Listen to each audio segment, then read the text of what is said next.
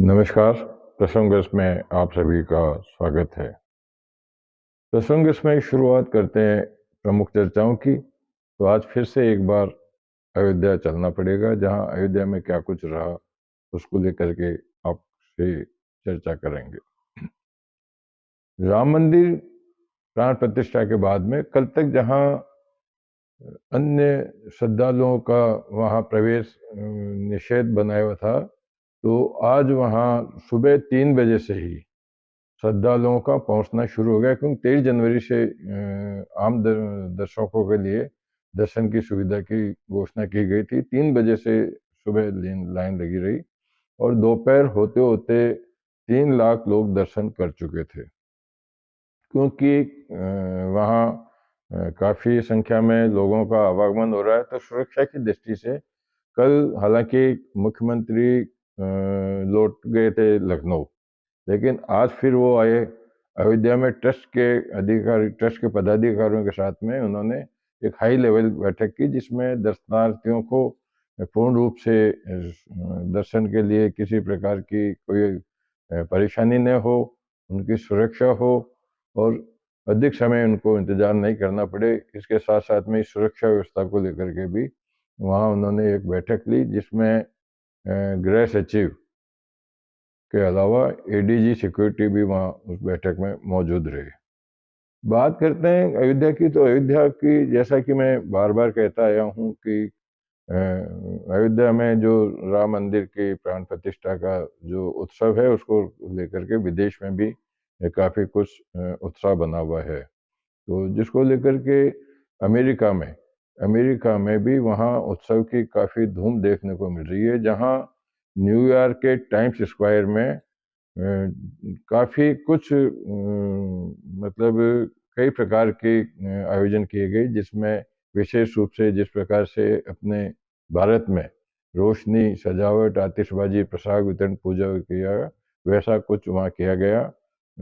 इसके अलावा मीमा सोटा भी राममय नजर आया। न्यू जर्सी में भी वहाँ काफ़ी कुछ देखने को मिला, जहाँ वहाँ सिद्धि विनायक गणपति मंदिर में पूजा अर्चना की गई, विशेष उत्सव मनाए गए और वहाँ प्रसाद भी वितरित किया गया। इसके साथ साथ में अब जानकारी मिली है कि क्योंकि रामलला बालक हैं, तो जो वहाँ जो प्राण प्रतिष्ठा में एक वाराणसी से, बनारस से जो एक आए थे शास्त्री जी, उन्होंने कहा कि इनका नाम बालक राम रखा जाएगा, क्योंकि ये मूर्ति ही बालक की है, तो बालक राम उनका नाम रखा जाएगा। उन्होंने साथ ही मतलब अपना अनुभव भी बताया कि जिस प्रकार से मैंने प्राण प्रतिष्ठा समारोह में अनुभव किया, मैंने 50 अनुष्ठान करा दिए, लेकिन जिस प्रकार का अनुष्ठान अयोध्या में हुआ, मुझे पहली बार देखने को मिल रहा है। इसी के साथ साथ में बात कर लेते हैं, तो अब स्पाइस जेट ने भी अपने रामलला के प्रति अपना उत्साह दिखाते हुए आम यात्रियों के लिए, हवाई यात्रियों के लिए 1622 रुपये में यात्रा करने के लिए एक ऑफर जारी की है, जिसके तहत प्रथम तौर पर जो गोवा, जयपुर, मुंबई और कुछ अन्य स्थानों पर 1622 रुपये में वहाँ की सुविधा मिलेगी। साथ ही भाजपा ने भी अपने विधायकों को ये कहा है कि वो 1000 रुपये में अपने क्षेत्र के लोगों को दर्शन कराने के लिए ले जाए, जिसमें 1000 रुपये में खाना पीना, रहना, दर्शन आदि सब शामिल होंगे। तो कुल मिलाकर के अब राम मंदिर बनने के बाद में अब लोगों का उत्साह किस प्रकार से है, उसको लेकर के व्यवस्थित रूप से और श्रद्धालुओं को किसी प्रकार की कोई तकलीफ न हो, इसको लेकर के सारे इंतजाम किए जा रहे हैं। अब कल मैंने आपको बताया था मदन दिलावर के लिए कि वो राम जन्मभूमि के लिए 34 साल से एक समय भोजन कर रहे थे। फिर कृष्ण भूमि मुक्ति के लिए उन्होंने कल से शुरू किया। एक राजस्थान में तखतगढ़ एक जगह है, तखतगढ़ में एक महिला है, जो वो अपने घर के कामकाज करने के बाद में सुमित्रा उसका नाम है, गोस्वामी है वो, 25 वर्षों से वो अपने सुबह जैसे खाना बना लिया, शाम का खाना, बीच में जो समय मिलता है उसमें राम नाम लिखती है। तो उन्होंने 52 लाख राम नाम अकेले उन्होंने 25 वर्षों में लिखा है। तो देखो, राम के प्रति लोगों में काफी कुछ देखने को मिल रहा है कि किस किस तरह से लोग वहाँ राम के प्रति अपने को राममय महसूस करने का अनुभव कर रहे हैं। इसी प्रकार से बात कर लेते हैं हरियाणा में। हरियाणा में भी एक घटना कल घटित हुई जब राम मंदिर प्रतिष्ठा के अवसर पर रामलीला का आयोजन किया जा रहा था। तो 25 वर्ष का युवक जो हनुमान बना हुआ था, हनुमान जी के मुद्रा में वो अपनी रामलीला की गुणगान करते करते अचानक गिर गया और उनकी मौत हो गई। दरअसल में उनका हार्ट अटैक हो गया था। ये भी भगवान के सच्चे भक्तों की एक है कि भगवान ने उनको अपने चरण में शरण दी है। इसी तरह से बात कर लेते हैं अब लोकसभा चुनाव की। लोकसभा चुनाव को लेकर के कांग्रेस और भाजपा फिलहाल इंडिया गठबंधन का अभी कुछ नतीजा सामने निकल के नहीं आ रहा है, लेकिन कांग्रेस में जहां राहुल गांधी भारत जोड़ो जो 5 राज्यों से चुनाव के पहले भारत जोड़ो यात्रा शुरू की थी, इसी तरह पर उन्होंने भारत जोड़ो न्याय यात्रा शुरू की। हालांकि असम मेघालय बॉर्डर पर उनको रोक दिया गया। वहां वो छात्रों को संबोधित करना चाह रहे थे, लेकिन नहीं करने दिया उनको, जिसको लेकर कांग्रेस समर्थकों और पुलिस के अंदर काफी आमना सामना हो गया, झड़प भी हो गई। इसके बाद में असम के मुख्यमंत्री हिमंत बिस्वा शर्मा ने डीजीपी को आदेश दिया कि राहुल गांधी के खिलाफ एफआईआर दर्ज किया जाए, क्योंकि उन्होंने वहां जन समूह को भड़काने का प्रयास किया। तो राहुल गांधी ने भी कहा भाई मैं तो छात्रों से मिलना चाहता था, लेकिन मेरे को मिलने नहीं दिया गया। उन्होंने राम मंदिर को लेकर भी कुछ कहा, लेकिन वही बातें कही जो पहले कही थी। तो वो उन्होंने आरएसएस का इवेंट बताने वाली वो बातें, उससे कोई मतलब नहीं है। बात कर लेते हैं झारखंड में। अरविंद केजरीवाल को 4 बार नोटिस मिलने के बाद में वो ईडी के सामने पेश नहीं हुए। इसी तरह से 7 बार नोटिस मिलने के बाद में भी झारखंड के मुख्यमंत्री हेमंत सोरेन जब ईडी के सामने पेश नहीं हुए, तो ईडी के ही अधिकारियों ने उनके रांची स्थित आवास पर जाकर लगभग 7 घंटे उनसे पूछताछ की थी। अब उनको एक वापस सम्मन जारी किया, जिसमें 27 से 31 जनवरी के बीच में उनकी सुविधा के अनुसार उन्हें दिल्ली में ईडी कार्यालय में आने के लिए निर्देशित किया गया है। तो अब राहुल गांधी की यात्रा को लेकर के कोई कांग्रेस के नेता हैं, तो राजस्थान में भी गोविंद सिंह डोटासरा जो पीसीसी के अध्यक्ष हैं, उन्होंने आज सभी जिला मुख्यालयों पर विरोध प्रदर्शन और सत्याग्रह, मौन सत्याग्रह करने का निर्देश दिया था, जिसको लेकर के राजस्थान के विभिन्न जिलों में यह मामला हुआ। बात करते हैं विधानसभा सत्र की। विधानसभा का सत्र आज हंगामे शुरुआत जो उसके हंगामे के साथ हुई, जब हनुमान बेनीवाल ने पेपर लीक मामले में अपनी बात कहना चाहिए, तो गोविंद सिंह डोटासरा के उनके पे आरोप लगे थे कि जो पेपर लीक वाला मामला था उनमें भी उनके रिश्तेदारों की बात थी। तो भाजपा के विधायकों ने कहा कि नाथी के बाड़िया को इसमें बोलने की इजाजत नहीं है। जो नाथी का बाड़िया पहले जो चल रहा था, राजेंद्र राठौड़ जब उनको नाथी का बाड़ा कहते, तो आज विधानसभा में इसकी गूंजी। इसको साथ लेकर के विधानसभा अध्यक्ष देवनानी ने भी विधानसभा में अपना एक नया रोल करने की शुरुआत की है, जिसमें प्रश्नकाल में सभी विभागों के अधिकारियों को वहाँ मौजूद रहना पड़ता है।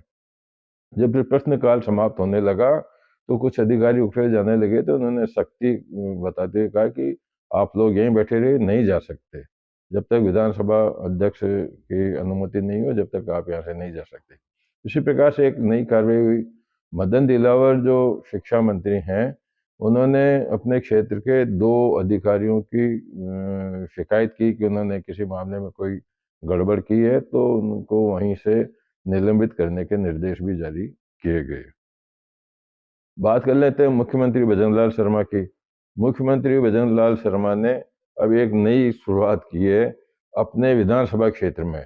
मुख्यमंत्री कैंप कार्यालय स्थापित किया है, जिसका आज उन्होंने विधिवत पूजा अर्चना, मैं आपको फोटो भी बताऊंगा कि किस प्रकार से वो कर रहे हैं। अमेरिका की भी फोटो बताऊंगा आपको कि किस प्रकार से अमेरिका में राम उत्सव का जो जश्न मनाया गया। कुछ और भी चित्र बताऊंगा, लेकिन बीच में बात आ गई थी तो बता दिया मैंने आपको।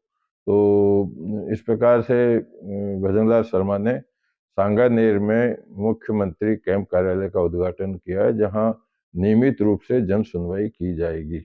वो नहीं रहेंगे वहाँ, कहीं बाहर टूर पे रहेंगे, तो भी वहाँ जन सुनवाई का कार्यक्रम नियमित रूप से चलेगा। बात कर लेते हैं आरपीएससी की परीक्षा की। आरपीएससी की आरएएस की जो मुख्य परीक्षा है उसको लेकर के काफ़ी दिनों से तिथि बढ़ाने के जो मामला चल रहा था उसका आज पटापेश हो गया, क्योंकि पिछली अभी भजनलाल शर्मा की कैबिनेट की मीटिंग हुई थी जिसमें भी इसमें चर्चा आई थी, जिसको लेकर के आज आरपीएससी की फुल कमीशन की बैठक हुई, जिसमें अब ये परीक्षा 20 और 21 जुलाई को किए जाने की बात की गई है। बात कर लेते हैं राजस्थान सरकार के गठन होने के 1.5 माह बाद भी महाधिवक्ता और अतिरिक्त अधिवक्ता की नियुक्ति नहीं होने पर हाई कोर्ट ने विधि सचिव को कारण बताओ नोटिस जारी करते हुए कहा कि 1.5 महीना होने के बावजूद भी अब तक इनकी नियुक्ति क्यों नहीं की गई, इसके लिए या तो वर्चुअल जवाब दें या व्यक्तिगत रूप से कोर्ट में आकर के और अपना जवाब दें। इसी तरह कोर्ट की बात चली तो कोर्ट की बात कर लेते हैं। डिप्टी सीएम दिया कुमारी और डॉक्टर प्रेमचंद बैरवा ने जब उप मुख्यमंत्री पद की शपथ ली थी तो उसको असंवैधानिक बताते हुए एक हाई कोर्ट में याचिका दायर की थी, जिसको आज हाई कोर्ट याचिका ने बेबुनियाद बताते हुए इसको याचिका को खारिज कर दिया। याचिका को खारिज नहीं किया, याचिकाकर्ता पर 25,000 रुपये का जुर्माना भी लगा दिया। तो ये बात हो गई। अब जो अपराध बढ़ने वाली बात कर लेते हैं तो जयपुर में एक नए तरीके से एक बैंक को लूटने की कह दें या बैंक को चोरी करने की बात कर ले तो कुछ लोगों ने वहाँ बैंक के पहले ही एक सब्जी के लिए दुकान किराए पर ली, जिसमें लेकर के नीचे सुरंग खोदने का काम चल रहा था जो बैंक तक पहुंच जाए। लेकिन वो उसकी सूचना पुलिस को मिलने पर वहाँ के पुलिस कमिश्नर बीजू जॉर्ज वहाँ पहुंचे। उन्होंने वहाँ जांच पड़ताल की और बताया जाता है कि यूपी की एक गैंग इसमें चिन्हित की गई है। अब वो क्या कुछ निकलता है वो अभी देखने वाली बात होगी, लेकिन इसका भंडाफोड़ होने से ये मामला हम उजागर हो गया और बैंक लूटने से बच गया।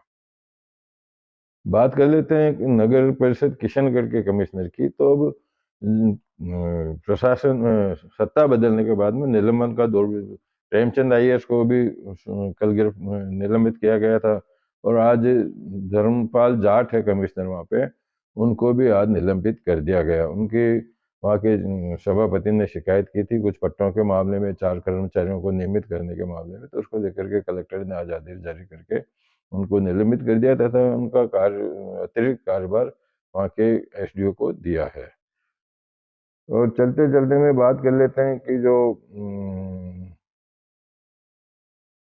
रविशंकर हैं, जो आध्यात्मिक गुरु रविशंकर है, लिविंग आर्ट ऑफ लिविंग पे, वो आज जोधपुर में रहे जहाँ शिकारगढ़ में उन्होंने अपने केंद्र पर महा सत्संग में भाग लिया। साथ साथ ही वहाँ आर्ट ऑफ लिविंग की भी वहाँ प्रशिक्षण दे रहे हैं।